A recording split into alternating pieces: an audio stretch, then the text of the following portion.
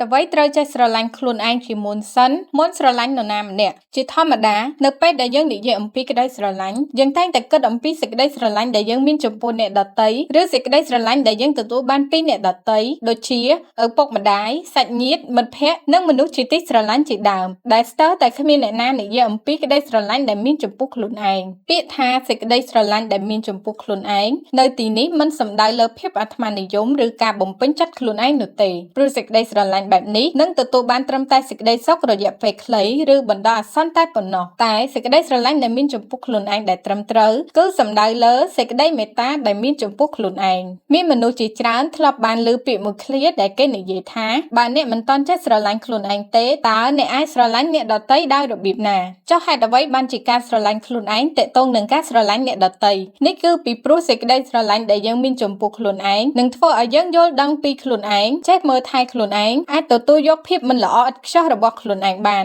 លើសពីនេះយើងនឹងមានសេចក្តីមេត្តាចំពោះខ្លួនឯងហើយអ្វីទាំងនេះហើយដែលដើរតួជួយឲ្យយើងយល់ពីដៃគូរបស់យើងដូចគ្នាយល់ពីដៃគូរបស់យើងយល់ពីអារម្មណ៍ដៃគូរបស់យើងនិងអាចទទួលយកនៅភាពមិនល្អឥតខ្ចោះរបស់ដៃគូយើងបានកាន់តែប្រសើរថែមទៀតដូច្នេះការដែលយើងស្រឡាញ់ខ្លួនឯងជាការផ្ដល់នូវតម្លៃមួយសម្រាប់ខ្លួនឯងការស្រឡាញ់ខ្លួនឯងធ្វើឲ្យយើងមិនរំពឹងឬទាមទារក្តីសុខពីអ្នកដទៃមកបំពេញចន្លោះប្រហោងចិត្តហួសហេតុពេកដែលវាកាត់បន្ថយសម្ពាធក្នុងទំនាក់ទំនងនិងធ្វើឲ្យសេចក្តីស្រឡាញ់នោះមានភាពស្រស់បំព្រង